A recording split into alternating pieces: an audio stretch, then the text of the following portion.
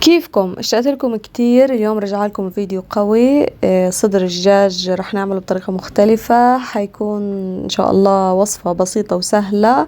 حنجيب صدر الدجاج نص كيلو او اقل شوية، رح نحط عليه بهار فاهيتا معلقة وشوي وشوية قرفة، طبعا ما تكتروا كتير عشان ما يطلع طعمها.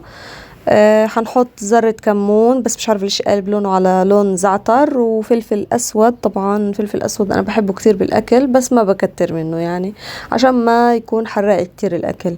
وراح احط اللي هو بهار الطبيخ، اللي هو بالمصري يعني موجود هنا بمصر اسمه كبة صيني.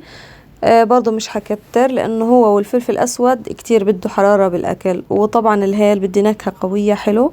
هنحط ملح ونقلب الدجاج مع البهارات ونسيبهم من 10 لربع ساعة بالتلاجة، ممكن نص ساعة. كل ما سبنا الدجاج بالتتبيلة بيطلع طعمه أزكى بكتير.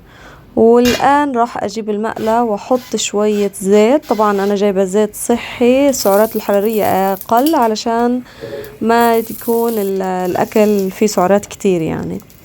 وطبعا الخضار اللي بدكم اياها قلبوها على نفس الزيت اللي انا بخيته ابو 3-4 بخات راح يتحمر. بس يعني صراحة الوصفة هاي بتعبي الدار دخان، لانه نظام تشويح يعني، زي بدل ما نشوح على الفحم بنشوح على الغاز.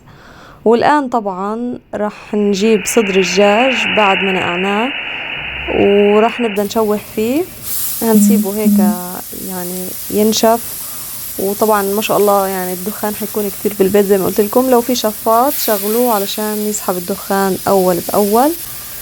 وبصراحة يعني هو مشهي كتير، يعني انا قاعدة بمنتج فيه وتذكرت الطعم تبعه عن جد كتير زاكي. وتنسوش ما عن جد يعني شوفوا الفيديو للاخر ودعموني يعني، وتنسوش تدعوا لاهلي بغزة ولكل اهل غزة، وان شاء الله ربنا بفرجها عليهم وبفرجها علينا كلنا وعلى كل الامة العربية والمسلمة.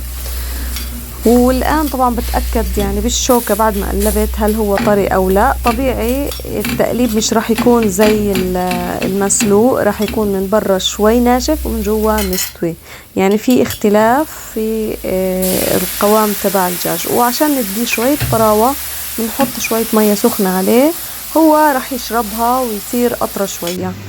وهيك أخذ الشكل النهائي، تحس كأنه معمول على الفحم، في طراوة ومتحمر عن جد كتير كتير كتير زاكي. بنصحكم تجربوا هاي الوصفة. ولو عملنا جنبها رز وحطينا طبق صغير بكون كتير كويس.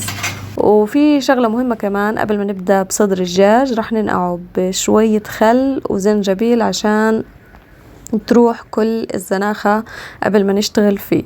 وهيك صار جاهز. وطبعا يا جماعة زي المطاعم بالضبط، تروحوا تدفعوا فلوس كتير وتاكلوا صدر دجاج كده كم شريحة مع شوية رز، ونعملها بالبيت ونحس حالنا بجو المطاعم. وصحتين وعافية، واستنوني بوصفة جديدة من قناة رغد كيتشن. وسلام يا حلوين.